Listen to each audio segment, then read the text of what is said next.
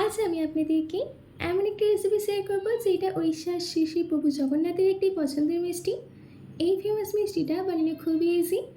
বাড়িতে থাকা মাত্র কয়েকটি উপকরণ দিয়ে ইজিলি বানিয়ে নিতে পারবেন। আর এইটা খেতে কিন্তু দারুণ টেস্টি হয়। যে কোনো উৎসব হোক কিংবা এমনি মিষ্টি খেতে ইচ্ছে করলে এই সহজ রেসিপিটা আপনারা অনায়াসে বানিয়ে নিতে পারেন। তো চলুন বেশি দেরি না করে শুরু করছি আমার আজকের এই ইজি অ্যান্ড টেস্টি রেসিপি। নমস্কার, আমি পিনু, কুক উইথ পিনুতে আপনাদের সবাইকে স্বাগত। এই রেসিপিটা বানানোর জন্য সবার প্রথমে আমাকে ছানা তৈরি করে নিতে হবে। তার জন্য আমি একটা কড়াইয়ের মধ্যে দিয়ে দিচ্ছি 2 লিটার গরুর দুধ। এবার দুধের মধ্যে বয়েল আসা অবধি ওয়েট করব। আমাদের এখানে দুধের মধ্যে কিন্তু বয়েল চলে এসছে। এবার গ্যাসের ফ্লেমটাকে অফ করে দিচ্ছি। এদিকে আমি একটা কাপের মধ্যে নিয়েছি 1/3 কাপ জল। এবার এই জলের মধ্যে অ্যাড করে দিচ্ছি 4 চামচ ভিনেগার। এবার এই জল আর ভিনেগারের মিশ্রণটাকে দুধের মধ্যে দিয়ে দিতে হবে। দেওয়ার পর আমি ভালো করে মিশিয়ে নিচ্ছি। দেখুন আমাদের এখানে কিন্তু ছানা আস্তে আস্তে হওয়া স্টার্ট করছে। ছানা আর জল কিন্তু একদম আলাদা হয়ে গেছে। এবার আমি এই ছানাটাকে ছেঁকে নেব। তার জন্যে আমি একটা বড় বোল নিয়েছি। এবার এই বোলের ওপরে একটা ছাঁকনি রেখে দিয়ে পরিষ্কার কাপড় দিয়ে দিতে হবে। ছাঁকনির ওপরে পরিষ্কার কাপড় রাখা হয়ে গেলে সম্পূর্ণ ছানাটাকে ছেঁকে নিচ্ছি। যেহেতু ছানা তৈরি করার জন্য আমরা ভিনেগার দিয়েছিলাম, তাই এই টক ভাবটা দূর করার জন্যে আমি পরিষ্কার জল দিয়ে ছানাটাকে ধুয়ে নিচ্ছি। আর তাছাড়া ছানাটাকে যদি পরিষ্কার জল দিয়ে ধুয়ে নেওয়া হয় তাহলে মিষ্টিটা একদম নরম তুলতুলে হবে। ছানাটাকে পরিষ্কার জল দিয়ে ধুয়ে নেওয়ার পর আমি ছানাটাকে ছাঁকনির উপর রেখে দিচ্ছি, যাতে এর মধ্যে থেকে যে এক্সট্রা জলটা আছে সেটা বেরিয়ে যায়। আমাদের এখানে ছানার মধ্যে থেকে কিন্তু এক্সট্রা জলটা বেরিয়ে গেছে। এবার আমি ছানাটাকে কাপড় থেকে একটা প্লেটে ট্রান্সফার করে নিচ্ছি।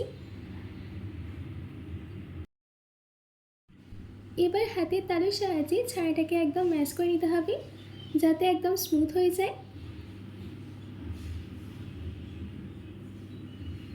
আমি যেইভাবে ম্যাশ করছি সেইভাবেই ম্যাশ করবেন। দেখুন আমাদের এখানে ছানাটাকে ভালো করে ম্যাশ করে নেওয়া হয়ে গেছে। এবার আমি এর মধ্যে অ্যাড করে দিচ্ছি 2 চামচ আটা, দিচ্ছি 2 চামচ সুজি,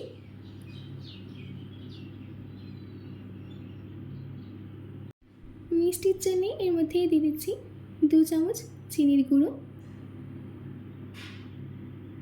দিচ্ছি 1/4 টিস্পুন বেকিং সোডা, একটা সুন্দর ফ্লেভার আনার জন্য দিয়ে দিচ্ছি 1/2 ছোটো চামচ এলাচ গুঁড়ো। এবার এই সব কিছুকে ছানার সাথে ভালো করে মিশিয়ে নিতে হবে। তারপর আবারও হাতের তালুর সাহায্যে ভালো করে ম্যাশ করে নিচ্ছি।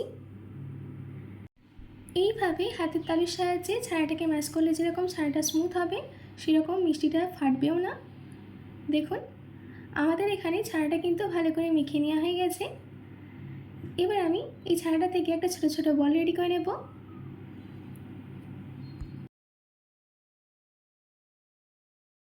হাতের তালের মাঝখানে রেখে বলটাকে রেডি করে নিয়ে একটু চ্যাপটা করে নিতে হবে। দেখুন আমাদের এখানে একটা বল রেডি হয়ে গেছে। এই একইভাবে আমি বাকিগুলোকেও রেডি করে নিয়েছি। এবার আমি এগুলোকে ভেজে নেব। তার জন্যে আমি কড়াইতে মিডিয়াম ফ্লেমে তেল গরম করতে দিয়েছিলাম। এবার আমি এর মধ্যে অ্যাড করে দিলাম 1 চামচ ঘি। ঘিটা যখন সম্পূর্ণ গরম হয়ে যাবে তখন এর মধ্যে একে একে আমাদের ছানার বলগুলোকে দিয়ে দিচ্ছি।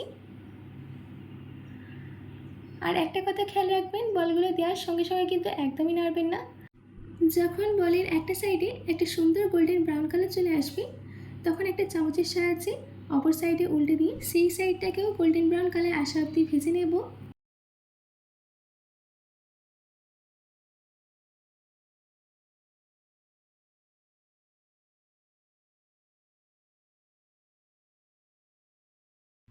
দেখুন আমাদের এখানে মিষ্টিটা কিন্তু গোল্ডেন ব্রাউন করে ভেজে নেওয়া হয়ে গেছে।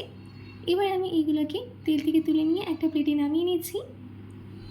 এবার একটা কড়াইয়ের মধ্যে আমি দিয়ে দিচ্ছি 2 কাপ দুধ।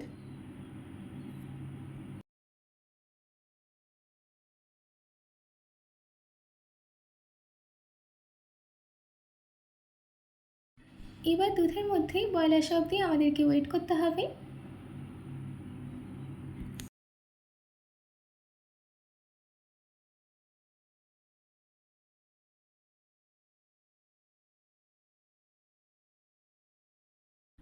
দেখুন, আমাদের এখানে দুধের মধ্যে একটা বল চলে এসেছে।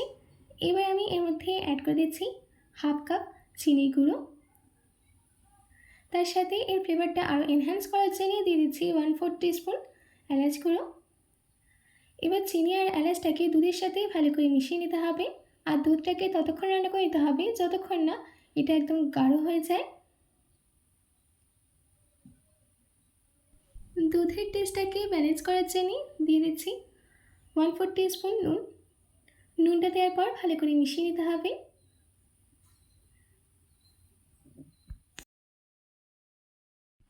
আপনারা হয়তো দেখতেই পাচ্ছেন যে আমাদের এখানে দুধের কোয়ান্টিটিটা আস্তে আস্তে কমে যাচ্ছে।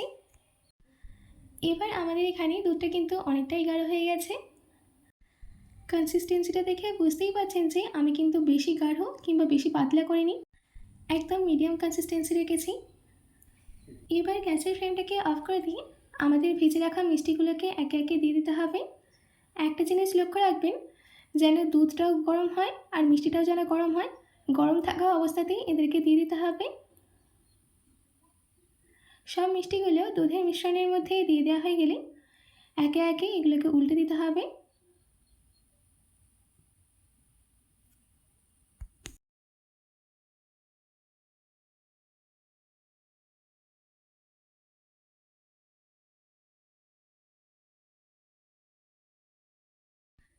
এবার এই মিষ্টিগুলো দুধটাকে যাতে সোক করে তার জন্য আমি 10 মিনিটের জন্য ঢাকা দিয়ে রেখে দিচ্ছি।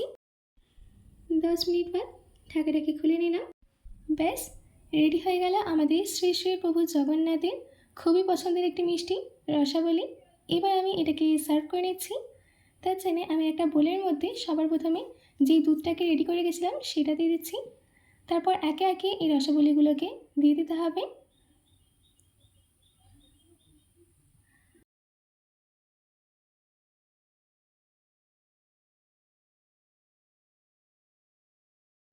রসবলীগুলোকে দুধের মধ্যে দিয়ে দেওয়া হয়ে গেলে লাস্টে গার্নিশিংয়ের জন্য ছড়িয়ে দিচ্ছি বাদাম।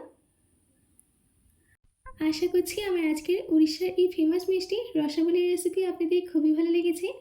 বাড়িতে এটি অবশ্যই ট্রাই করবেন ও কমেন্ট বক্সে কমেন্ট করে জানাতে একদম ভুলবেন না। তো আজকের মতো এইটুকু, আবার দেখা হচ্ছে অন্য কোনো রেসিপি নিয়ে। ভালো থাকবেন, সুস্থ থাকবেন।